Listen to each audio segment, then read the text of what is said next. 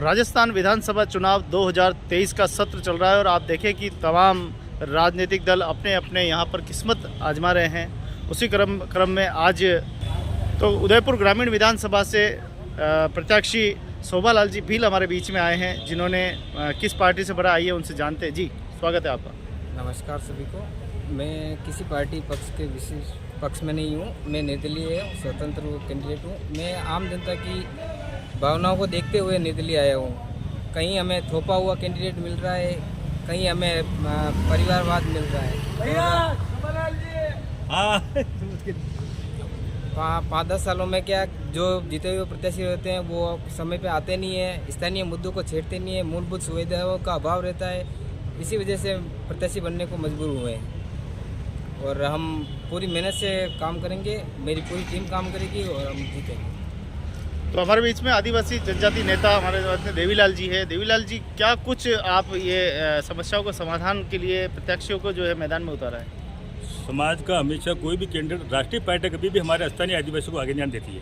इस बार हमारे आदिवासी लोगों ने, बहुत लोगों ने ये हिम्मत करके, चाहे किसी पार्टी से, चाहे कोई निर्दलीय आया है, लेकिन उन्होंने ये चाहते हैं कि हमारे आदमी का प्रतिनिधित्व हो और वो आगे तक पहुँचे और हमारे लोगों की समस्या आम लोगों के सामने पहुँचे। इस तरह से पहला मौका है कि अभी इसके बावजूद भी हमें इस बात की दिक्कत भी आ सकती है कि कई पार्टी दबाव वाली बात भी हमारे ऊपर आ सकती है, लेकिन हमारे जो भी कैंडिडेट खड़े हैं वो बिल्कुल इस बात पे एडामेंट है। हम चुनाव लड़के रहेंगे और लड़ेंगे और हमारे लोगों के लिए काम करेंगे। कौन कौन से बड़े मुद्दे जिन पे आप काम करना चाहते हैं, आपको लगता है ये बहुत बड़ी समस्या है? सबसे बड़ी समस्या 25 गांव इकट्ठा होकर कलेक्टिव पे धरना देते हैं कि हमें यूडीए का विकास नहीं चाहिए, फिर भी कभी बात होती नहीं है। अभी स्थानीय मुद्दे में मैं जैसे काउंट कराऊँ तो आपको मुद्दे तो काफ़ी हैं, लेकिन फिर भी मैं एक मोटा मोटी काउंट करवाता हूँ तो बुवाना में ओवरब्रिज का स्वीकृति हो गई है और वहाँ के लोकल व्यापारी चाहते हैं कि हमारा धंधा खत्म हो जाएगा, हमारा व्यापार खत्म हो जाएगा, हमको ये नहीं चाहिए। हम जगह चौड़ी करने के लिए तैयार हैं, जो भी मुआवजा होगा लेने के लिए तैयार है और उस प्रोसेस में काम करने के लिए ज्ञापन दिए गए हैं कितनी बार, लेकिन वो अभी भी वो हवा में लटके हुए हैं कि हाँ, उन व्यापारियों को डर है कि क्या मालूम हमारे यहाँ ऊपर से वो होके ओवरब्रिज निकल जाएगा।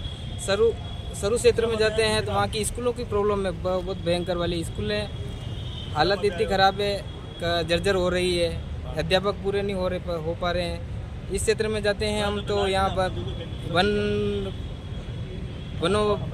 वनों वाली समस्या है, जहाँ वन विभाग वाले पट्टे नहीं दे पा रहे हैं। अब आबादी विस्तार हो रही है, आबादी विस्तार की प्रक्रिया सरपंच सही ढंग से कर नहीं पा रहे। सही बात तो ये है, कहीं न कहीं अगर परिवार बढ़ रहा है तो आबादी बढ़नी है और आबादी बढ़ेगी तो लोग कहाँ जाएंगे, उनके खेतों में, बाड़ों में वही मकान बनाएंगे और अगर वहाँ आबादी विस्तार नहीं होता तो उन लोगों को हमेशा की हमेशा पट्टों की समस्या रहेगी। वैसे पट्टों की समस्या पेरा पेरी वाली काफ़ी लंबे समय से चल रही है। प्रत्याशी आते हैं और एक दूसरों के ऊपर डोलते हैं, बीजेपी आ गई तो कांग्रेस के ऊपर, कांग्रेस आ गई तो बीजेपी के ऊपर, वो नहीं करने देते, वो नहीं होता है, एनओसी नहीं मिल रही हमको। अगर आप प्रत्याशी हो, आपको अगर एनओसी नहीं मिलती है या फिर आपके बोलने से काम नहीं होता तो फिर हम कहाँ जाएंगे? आम आदमी, मैं एक आम आदमी की आवाज़ बन के ही आ रहा हूँ।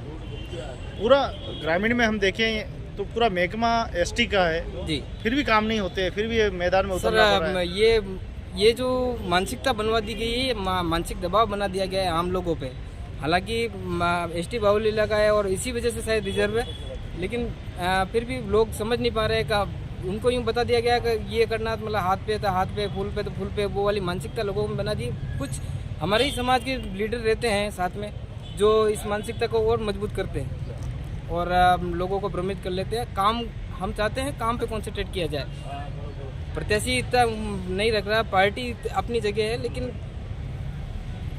काम कंसंट्रेट किया जाए। जो मूलभूत सुविधाएं सर, आप अभी देखोगे 15-20 दिन पहले या एक महीने के आसपास में जलदाय विभाग के बाहर मटके फोड़े गए थे, तो ये खाली आम जन की रोजाना की समस्या हो गई। अगर प्रत्याशी दिखेगा ही नहीं 5 साल में तो बोलेंगे किसको?